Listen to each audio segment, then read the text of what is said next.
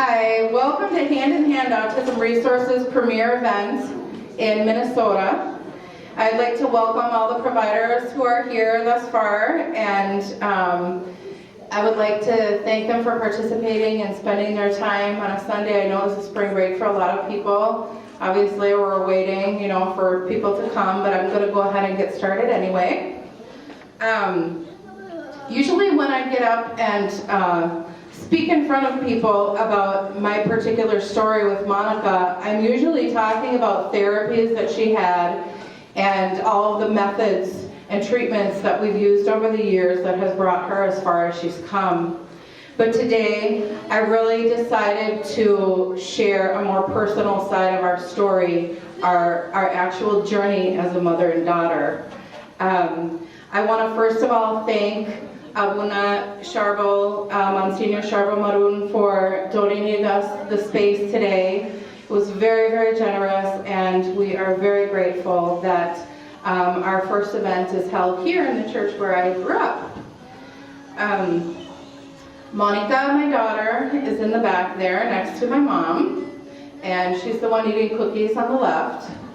I'm going to send her to that table right over there. Anyway,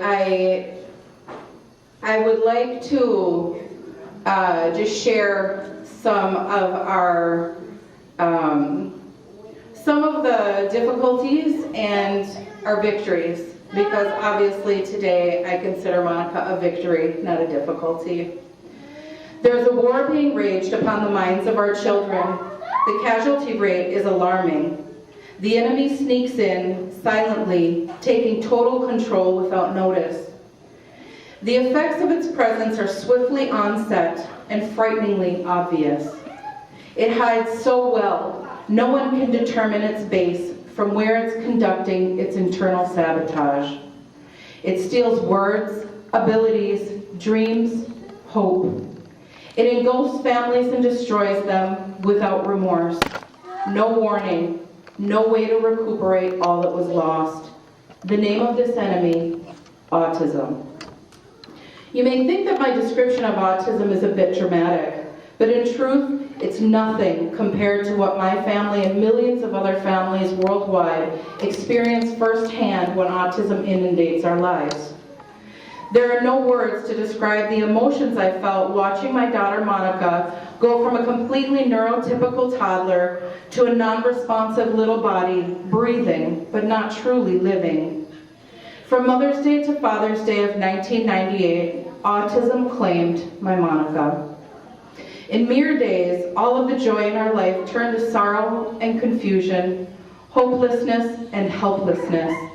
I watched my child lose her motor ability, her ability to communicate, and she became completely unresponsive. So overwhelmed, I had no idea where to begin.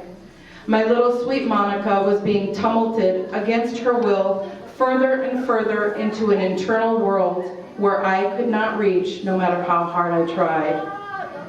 All of the dreams that I had for her, all of my dreams as a mom, as an individual, my dreams of her going to camp that summer, and even her future, I mournfully moved to the back of my mind to attend to the reality of what was going on in the present. I felt like we'd been dropped into the eye of a hurricane, and no matter which way I turned, I would have to aggressively fight to make it out, and there was no guarantee we'd make it out intact. The eye of the hurricane is complete calm, for those of you who don't know. But around it is total chaos and turmoil, whipping relentlessly, and there's nowhere for you to go. The only way to get out is to go up, above the storm that's whirling and raging about you. I looked up to find a way out that was clearly to follow God. I had already been raised in the church, and I had a relationship with God, but when this happened, I turned to Him because literally nobody could help me, and they couldn't stop what was happening in Monica. So I got up one morning, said a prayer, kissed Monica, took a deep breath, and began our journey into the unknown. I took Monica to the first developmental clinic, and after a series of assessments and observations, their diagnosis was childhood disintegrative disorder, a rare and extremely severe disability on the PDD spectrum where the children do not recover. They also gave her some secondary diagnosis, which I could not address at the moment. The panel of medical experts gave me no hope for Monica and strongly suggested that I put her into an assisted living facility where, quote, trained professionals would be able to care for her.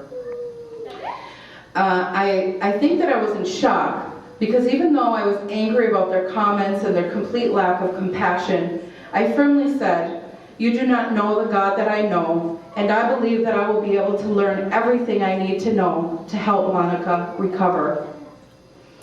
They of course looked at each other and me like I was crazy, and they told me that my denial would not help my daughter. I left the room, picked Monica up, who was in the waiting room with a nurse, and I held her so tightly that I can still feel her little hands holding onto my neck today. As many of you here can identify with, all of us families who deal with autism, our lives change in an instant. My life changed completely. Not only had I literally lost my daughter and was helpless in reversing what had taken her, but every other aspect of my life fell apart within about 6 months. I had 2 successful businesses at the time, and I was forced to sell them and take a job where I would work less hours and make a lot less money. With all of the services and medical attention that Monica required, I had to be able to dedicate the majority of my day to her, yet work to support us because her biological father left when we got the diagnosis. I was unable to pay the nearly $3,000 a month that it cost for her to receive all of her services she required and go to the special needs daycare that I took her when I worked. I needed to make less money so she could qualify for Social Security disability and get medical benefits. In our case, in such a short time, we became a trifold statistic. The statistic is that 85% of families who have children with disabilities end in divorce due to intense emotional stress and financial strain. My divorce was final in March of 1999. Monica became another number to add to the CDC's autism stats, and on top of all of that, I quickly plummeted into financial ruin, trying to keep up with all of her medical expenses and basic living expenses. Hi, Father. He's making his debut. And ended up in bankruptcy by the end of summer of 1999. Shortly after that, I applied at colleges to go back to school. I needed to rethink my career path. I was accepted in Lake Wales, Florida, 1,600 miles away from everything and everyone I'd ever known. I sold my house, packed up, got Monica, and we drove off to Florida. I only had a couple of close friends who had been in my life for many years and who to this day have been an unparalleled support for me and Monica. Yet even with them, I still felt very alone. They could offer an ear, a shoulder to cry on, encouragement, and even care for Monica, but they could not do anything inside of Monica to help me get her back. Through all the changes, the one constant, the one thing that has never changed in our lives, the one person who could reach into Monica and who could help me get the wisdom that I needed to help her, the one who got us out of the hurricane unscathed and fought all of our battles with us, was God. Shortly after Monica received her final diagnosis of severe autism spectrum disorder at Fraser, actually it was at Fraser, that was the 4th opinion that I sought, by the way. I prayed and I asked God to give me, I said, "You gave me a healthy child, and I believe that Monica will be healthy again. I believe that she will be the person you intended her to be. So I will seek you, and I will follow you, whatever that means, and I will do whatever Monica needs to help her become who she is supposed to be." Even though it was all horrible and hard to accept, I knew that I could help Monica recover. And I made a vow to God that day that if He would prepare me, I would help everyone that I possibly could do the same thing for their child. So I quickly navigated my way through the school system, through the private service sector, began helping other parents to get their children and family support and services, and helping them to stay together as a family unit. That's how Hand in Hand Autism Resources came to be in 2001. For many years I was helping countless families, and Monica and I still needed a lot of help ourselves. I do believe that because I extended help to other families, that caused a lot of Monica's progress as well, because it said, if you give, you shall receive.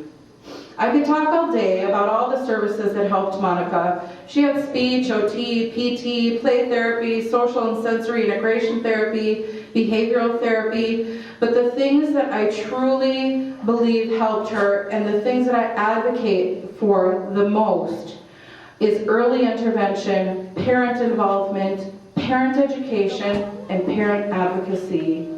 We are the voice of these children, and if we don't get involved, then they will never recover. They will never get better, and their possibilities will stay the same. In my case, I started going to workshops, trainings, taking classes, and finally I got a school as a paraprofessional working in an autism unit so that I could get training and actually get paid for it. And so I had access to a lot of services and a lot of training that most parents don't generally have access to. I would cheer Monica on all the time and work with her at home. I remember the first time that she spoke after 3 years of silence. She came to me in the kitchen and she said very clearly, "Mommy, I want something to drink." And I said, "What?"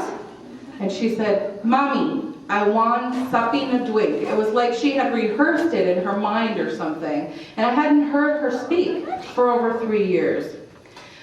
I tell you, I said, "You can have whatever you want." And I fell on my knees and I just was like, "Oh my gosh, thank you, God." I got up and, "What do you want? What do you want? I'll even make you Kool-Aid. You can have anything you want." But during the time that she couldn't speak, we taught her how to speak with with pictures. It's called PECS. And so she would carry around this little book with her everywhere she went. And she would put her words on the top of the book and open it up and put the words next to it that she wanted. So if she wanted a cup of juice, she would pick out the picture for "I want," and she'd pick out a picture of a cup of juice, and she would show it to an adult. And that's how she communicated with people for over 3 years. As her communication improved, her meltdowns or her temper tantrums subsided. I began focusing more on all of the things that she could do, and I helped her improve on those. With that positive focus, other areas where she had been deficient and had regressed began to improve. I know that our autism story sounds heavy today, but I really want it to be real. Our circumstances may be more rare than other families, but it's not all negative. Shortly after autism claimed Monica, I decided that autism would not keep Monica. I prayed continually for wisdom. I still do. I'm sure many of us here do that. And I'm no longer afraid of the word autism. I'm no longer afraid of the behaviors or anything that come along with autism. I believe that through everything I've been through, I can help empower other parents to get their victories as well. Yet the fact that autism exists at all, that innocent children by the millions worldwide have to fight so hard, is a horrific and devastating reality. And I, for one, and Monica, want to stand up and be a voice to help those numbers go down and help these children recover and heal. I spent plenty of days with a smile on my face and then cried myself to sleep. I'm sure that many people or many parents would be able to relate to that. But today I can say, without a doubt in my heart, that it has all been worth it. Thousands of hours of therapy, many sacrifices that were made along the way so that Monica would be able to get what she needed. Every single thing was worth it. Now, I feel like the world is hers. Her possibilities are endless. She's already started her dream career as an illustrator. As you see back there, we have our first books for sale. And this summer, she'll be taking her first class at Minneapolis College of Art and Design. She's so excited. And she'll also be taking some classes at Lundstrom Performing Arts Center, which she absolutely loves.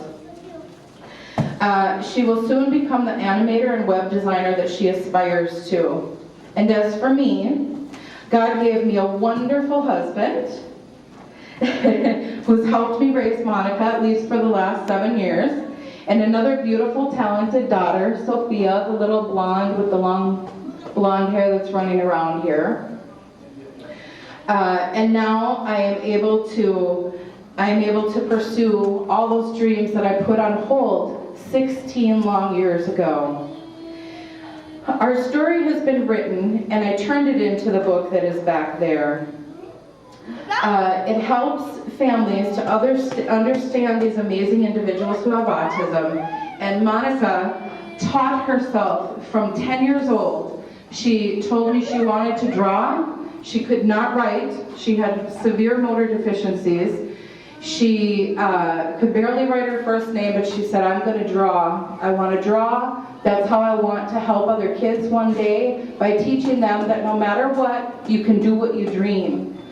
And for a little kid to say that when people have told you that they'll never even talk is amazing, just to begin with. But Monica then went to the library and checked out books and DVDs and tapes and everything she could find on art, and she is a self-taught artist.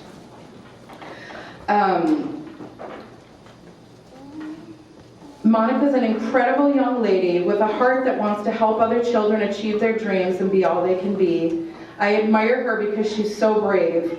I love her because she has such a beautiful heart, and she says she'll use her talents to help others. She is a hero, in my opinion, for this generation of autism, and I know that she will achieve great things and help innumerable people. Through it all, her and I have both learned that God is faithful, and that if you trust Him, you will never be ashamed in the end. There is hope for progress, for success, and for recovery. My daughter is one of those exceptional cases. She's a proof that autism is treatable, that recovery is possible, and that no matter what, you can make your dreams come true. Like Monica says, anything is possible.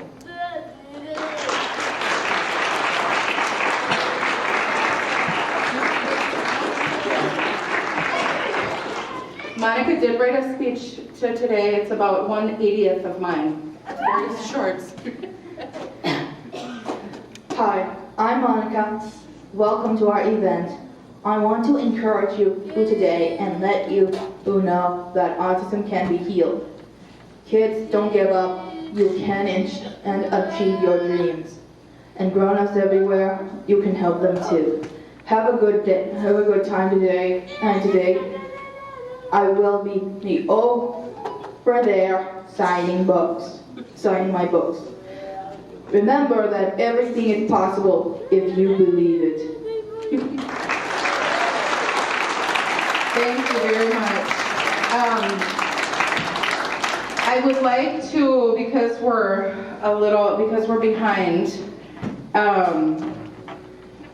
I would like to have Awesome Autism Society. Are you ready to come up and speak? Right over here. Oh, she's right here. Yes. Wow, what amazing ladies. Thank you very much. That is beautiful. My name is Kelly, and I've been with the Autism Society of Minnesota for 3 years, and I am a sibling of an adult on the autism spectrum. Since 1971, Awesome has offered individuals with autism from birth through retirement a place to learn, access services, and develop skills for navigating what can initially be foreign emotions and information. Awesome helps individuals build a community, one that acts without judgment, searches for new possibilities, and connects families, professionals, and the world to each other. Awesome offers memberships, educational workshops, the annual state conference, which is coming up April 30th. Awesome skill shops on topics important to you, the Discovery Series for newly diagnosed and specific life stages, specially tailored camps, interest-based social skill classes, navigating autism with the Metropolitan Airport Commission, mental health services, and free support groups. An ASD certification training course, family-friendly fundraiser, advocacy, and information referral, and audience-focused autism training. So that's it. I keep it short and sweet. We're a small but mighty group. We're very proud of what we have to offer. So I'd just like to thank Susan and Monica for inviting Autism Society of Minnesota here today and for their efforts in spreading autism awareness. Thank you.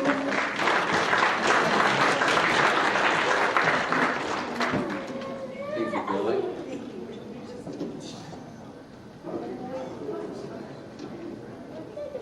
Sorry, I was born at all. Hello. All right. First, I want to recognize a couple. Besides Monica, you did awesome. There's two other individuals that are living proofs of autism in the house. There's TJ in the back. Can you wave your hands? Thank you. And there's Joe Moles right up front here. Thank you for coming. We appreciate your time. And hopefully you'll get a chance to tell your story a little bit. This is a full house. If you live in an autism community or an autism house, this is a full house to us. Last week I was invited to a birthday party and there were probably about 10 families, 10 couples. And out of the 10 couples, I talked to 3 couples and the 3 of them knew or were connected to somebody with autism. So to us this is not as strange, but we welcome a full house anytime. I'm sure a lot of you are here for a reason because you are touched or you know somebody with autism. Just last week, the CDC, that stands for the Center for Disease Control, released the latest and the greatest stats. There are 1 in 68. Allow me to say that number might not be accurate at all. It does not reflect a lot of people, a lot of kids in that pool. So 1 in 68, that's increasing about 30% up since 2012.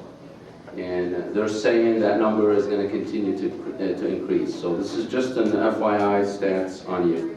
Good afternoon and welcome everyone to Hand in Hand Autism Resources. My name is Tony Farah, a husband to a wonderful wife, Rita, she's somewhere, and a father to 2 handsome boys. Our son Farah is somewhere as well, he's 8, and Oliver is right here, is 4. Before I share with you our story, allow me to disclose some information. Besides from being a parent, I am an advocate and an outreach coordinator with Autism Minnesota, recently created to continue to work for proper benefits and coverage for all Minnesota kids on the spectrum.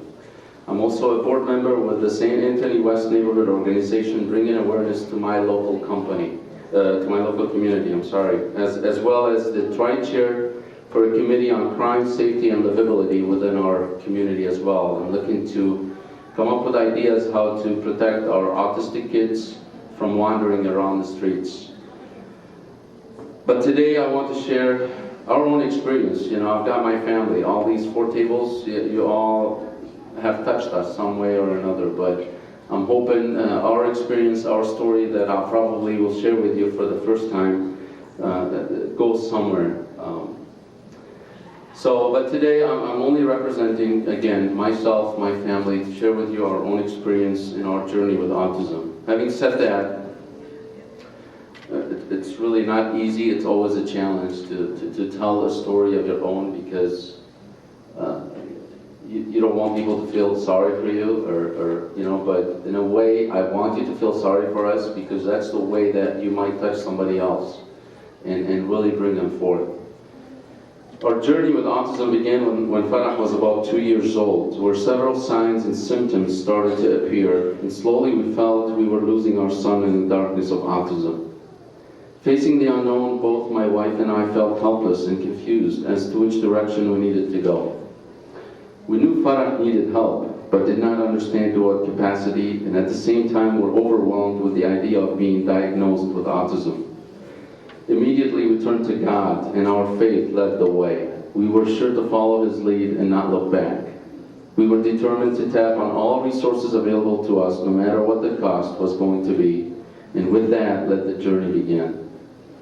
By the time we got the diagnosis, provider enrollment process completed, secondary insurance benefit and coverage applied for and enrolled, logistics and transportation to take care of, besides other things, the whole timeline took about a year, and we felt autism was racing us. We did not give in, and while waiting, we tried a lot of different things. Private speech therapy, the answer, your son needs intense therapy. We tried the public school system, their answer, your son needs intense therapy. We called Fraser, and we learned we would have to wait 1 year on the waiting list before enrollment. My next provider on the line, and that is Autism Matters, present, not physically with us today, gave us the opportunity to our son, where he continues to receive services as of today. Some of the challenges faced along the way, since the private insurance pays a certain amount of ABA sessions per year, and I'm talking about the private insurance covers 20 sessions per year, per annual year. Farah's program calls for 40 hours per week. You do the math.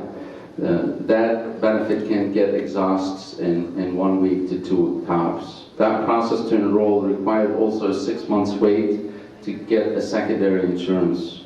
ABA services, ABA stands for Applied Behavioral Analysis approach, and for us to get enrolled back then, it took 6 months wait.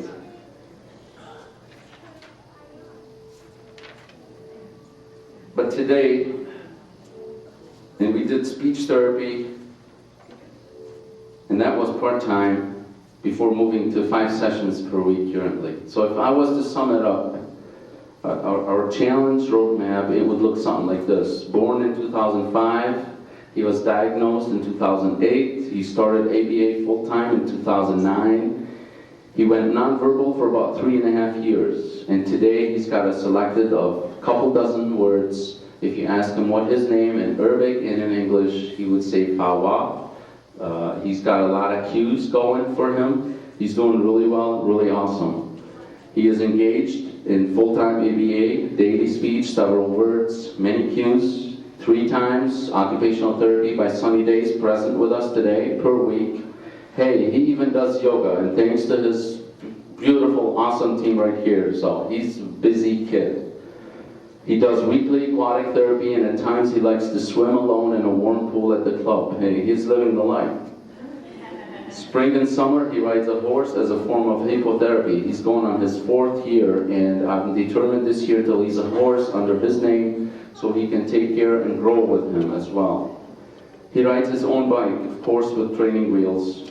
He tags along. The tag along was bought last year and sure loves it because he doesn't have to do a lot of pedaling. How about that? Tag along, it's one of those bikes that you tag, and Dad will have to do all of the steering, all the pedaling, you know, up and down, and he loves the hills and down and so forth, so he's living the life. We set up a goal for 2014 because of his younger brother, Oliver. He came up one day to me and he said, Dad, I want to help Farah speak. And I said, okay, we could do that, and how about we set up a goal for 2014, and we called it Peer Interactions. Because Oliver is working with him, and because he chose to find ways to help him, and why not? As parents, and I'm sure you all relate, it's important to allocate the same amount of time to Oliver like we do to Farah, and vice versa, and it's a big challenge. It's a challenge, but we seem to find ways to bridge the gap, so both of them can engage in a social time. I could spend days and days talking about our journey, but for the sake of time and in respect to others speaking, I'd like to switch gears to focus on 2 of the many natural approaches that are helping Farah improve each day. One of them is special diet intervention. You've all probably heard of the saying, it's not what you're eating, it's what you're not eating. Farah was a picky eater and would refuse almost everything that was placed in front of him. For months, he would only rely on smoothies, apples, and bananas. One of the many indicators was his dislike to the texture of different food. We tried feeding therapy with him, where we would introduce him to the preferred, non-preferred food method, to at least get some vegetables and more of the good fruits in his system. Using similar methodology, we were able to slowly but surely work on increasing the good food and slowly decreasing the not-so-good food in his system. It took a long time to develop a trust relationship when it came to food with Farah. We used lots of tricks. One of them is reinforcing for good behavior, which is ABA, what it stands for. Today, Farah continues to be on dairy-free, gluten-free, corn-free, and soy-free diet. You may ask why. Simple answer, removing the different proteins that makes it easier for him to digest from his system. Another natural approach that we implemented with Farah about 4 years ago was the biomed intervention. His maldigestions and weak immune system meant that Farah was struggling early on. One of the many indicators was his mushy stools, and that what helped us determine internal intervention was desperately needed. We consulted with a DAN doctor. The DAN is an acronym that stands for Defeat Autism Now, and we continue to do as of today, to learn about the many different and complex approaches of natural and holistic treatment. We completed several stool, blood, urine, profile tests, you name it, and we continue to this today. These tests helped us understand and determine his vitamins, deficiencies, among other areas, which allowed us to address them in a form of a daily routine. A couple points to keep in mind about our biomed intervention is that this treatment approach is very individualized and can require different types of tests for different kids. Another point is, once this type of treatment is implemented, it's always wise to record details of pre and post treatments, as vital information is indication of progress status that you as a parent and the DAN will review on a regular basis. Again, this approach is very important, and I would be more than glad to share more about our approach and our journey with you. I'll stick around to answer any questions you may have as far as the natural approaches. My last topic is kind of touchy to my heart. I'd like to acknowledge our Senator Kerry Tiesic in the House. Welcome. I met senators a few years back. Due to my pursuit of benefits and coverage information, as well as my beliefs in advocating for my son and other children like him, I decided to join ATAM. It's an Autism Treatment Association of Minnesota last year, and other parents and advocate for autism coverage. I wanted to make sure my son's voice got heard. As a group, we fought at the state and Senate level, and we prevailed to a certain extent. We've testified and told our stories in front of several committees. More work is yet to be done from this upcoming legislator. Autism Minnesota was recently established to help with the outreach and extend their hands to provide support to so many families still out there. I encourage you today to help us find these families. We need them to stand up for their kids just like we did. Lawmakers will listen and will act upon your actions. It's up to you to stand up and let them hear your voice. Last year it was a very emotional and stressful moment because we were dealing with politics. All we wanted was to make sure our representatives and senators were making the right decisions for our kids. That is why last year we found ourselves educating many of them on autism and the type of care it requires for our kids. God has sent us a great gift in Farah that we won't trade it for anything else. I am so blessed to have Rita, Oliver, and my whole family very supportive. What we do with it, it's up to us. And that is why we are here today, to reach out to others living in the same boat. God is great, and God only knows the right time and at the right place. In the end, I'd like to thank my friend Susanna Moses, and her organization, Hand in Hand Autism Resources, for coming together for this great event. I only met Susanna 3 months ago, but I guess I knew her 18 years ago. So 10 minutes goes by like a breeze, but please stick around. I'll be more than happy to answer any questions, of course. Thank you so much. God bless you.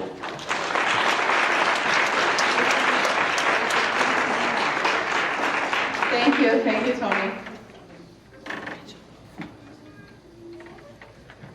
I would like to welcome Senator Kerry Tiesic, and thank you so much for coming today.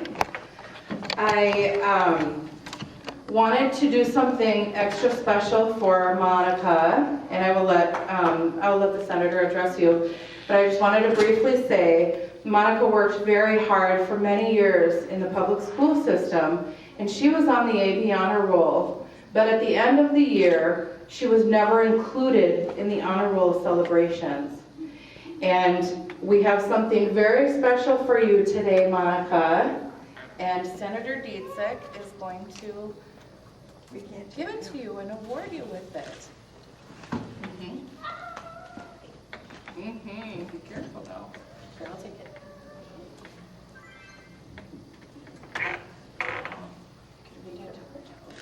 Should we read it? Yeah. It says, Monica Moses, All-Star. May all your dreams come true. You're an inspiration to all of us. And thank you for letting me be here today, and thank you for letting me speak. I have talked to Tony quite a bit, and I've known his journey for the last 2 years, and it's been inspirational. And I thank all of you for being here today, because I know it means so much to the families of Tony and Susanna. And she went to school with my siblings, and I saw them on TV this morning, and you both did a fabulous job. Thank you. Congratulations. And the book they have back there is fabulous, and it's so important that you're all here today, not only to support the families, but to just keep continuing to speak out, because as Tony said, he got involved in advocacy, and it is very important, because it's just sharing your stories, and it's letting people know, and it's just letting people know that you're out there, and that we all need resources, and we all need support. And then more and more, as we get together, the legislature we've given some money to the U and to the health department to do some studies, and we need to continue that so we can find ways to help people with autism, and potentially and eventually find the cause, and then maybe lower the amount, because as Tony said, it is, I think in the last week the CDC has come out, it's now about 1 in 68. And I think it's about 1 in 49 boys is some part of the autism spectrum. So as society grows, I think this is going to be a bigger issue. And so being here today and sharing your stories and your advocacy is truly important, not just in the legislature, but in the general community. So thank you very much. Thank you so much for that. I appreciate it. Thank you very much. Do you have anything to say, Monica? Would you like to thank her for coming? Well, thanks for coming, guys. Thank you, Monica, and you are an inspiration to so many people. We'd like to thank you and honor you today. Each year, each season of the year, every few months, Monica picks a different goal. Her goal this summer is to learn how to ride a bike. So Monica, do you see that bike over there? Yeah. Walmart donated that bike to you so that you can learn how to ride a bike this summer.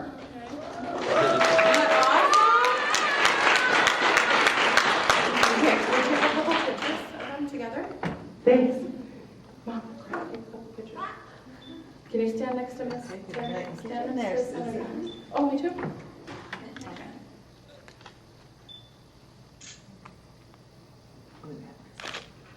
Dun, dun, dun, dun, dun, dun. No, I'm just kidding.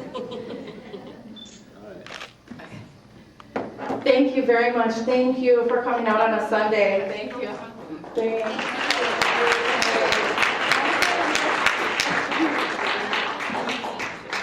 That's the box.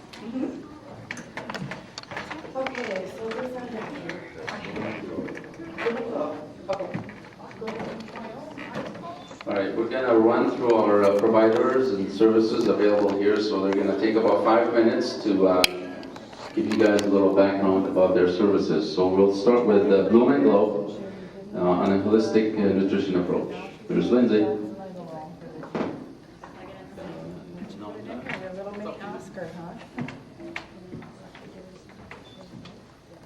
All right, well, my name is Lindsay Christensen, and I'm here from Bloom and Glow. I'm a holistic health and lifestyle coach, and I work with children and families who are looking to integrate healthier choices into their lifestyles. So sometimes there are issues at play, like behavioral challenges or different bodily dysfunctions, or I guess you could go so far as to call them diseases. And there's a lot of nutritional and lifestyle aspects that are at play, so I can help people sort through the details, figure out a good plan for where they need to go from there, and how to heal their bodies so that they can be more balanced as a whole. So my journey started with my daughter. She had some behavioral challenges, and we were really struggling. She had sensory issues. She is not diagnosed as autistic, but she had a lot of similarities. So I know Tony from way back, and we've had a lot of discussions about different therapies, and food came up a lot. And so I decided to start working with some of these challenges. I had felt like a victim for a long time, as it sounds like a lot of other people have as well. And I decided to take an active approach in this and to figure out what I could do to make my situation better and to make my daughter's life as wonderful as it could be. So I started out with food, and we added homeopathy, and we did a lot of different changes to heal her body. And she no longer has sensory issues, which was a huge landmark for us when she got past that, because that was a huge challenge with schooling and whatnot. And she also has expanded her diet to include a lot more healthy foods, and she is a lot more balanced and has many, many less tantrums than she once did. So our lives as a whole have become much more wonderful and beautiful. And so as a result, then my life has completely done a 180 as well. And I am a much more balanced person and a much better mama. And so this journey benefited me as well with all the lifestyle choices that I was making. I was giving all of my time and effort to my child, and I realized that I needed to save a sliver of that for myself, and so that was a huge turning point for me as well. I have just a couple things I wanted to emphasize just as I've gone through my journey that were kind of the most important realizations for me. One that directly ties in with diet, and that is that our bodies have the innate ability to heal when they're given the opportunity. So take into account everything that you're making choices on every single day, how you're spending your time, what you're putting into your body, and realize that there are benefits and consequences to everything that you are taking in, both physically and mentally and emotionally. And so that is kind of the first step in healing. And then the other thing that I just wanted to emphasize is that there are a lot of wonderful resources here. And if I've learned anything through my journey, it's to collect as many resources as you can possibly find, because you never know when you are going to need them or when you have a friend or family member that's going to need them. So whether it seems relevant right now, it may or may not, but I encourage you to visit and meet with everybody that's here, because you never know when you're going to need the resources that they have available. So I want to say thank you to Tony for connecting me, and thank you to Susan and Monica for putting this together. Thank you, Linda. Next up, we have Sunny Days. They are the occupational therapy team of Hana, of course. Thank you. Good afternoon. My name is Andrea Slasher, and I'm Krista. We're here representing Sunny Days Therapy, and to tell you a little bit about Sunny Days, we are a private outpatient clinic specializing in autism disorders. The wonderful Kelly Peters opened Sunny Days doors about 8 years ago. We have a sign up here, and it's an acronym describing Sunny Days. So first off, the S, sensory integration. We use a variety of activities, including tactile brushing, messy play, astronaut training, therapeutic listening, just to name a few. U is the use of reflex integration. We use a lot of MNRI techniques and rhythmic movement techniques to help address underlying primary motor reflexes that may be impeding function and development. N, nonverbal communication. Working on those social skills, any way we can get kids to kind of interact with us and speak or communicate, we try just about anything. N, never give up. We are always looking for different techniques and ways to meet each client's needs. So in Tony's words, we like to think outside of the box. Y stands for yummy. We incorporate a variety of different techniques to help introduce new foods to a client's diet. Things like SOS feeding therapy, D for determination. Again, trying to be as flexible as possible, trying to schedule parent overlaps, as well as scheduling sessions that meet the needs of the clients and the families that are most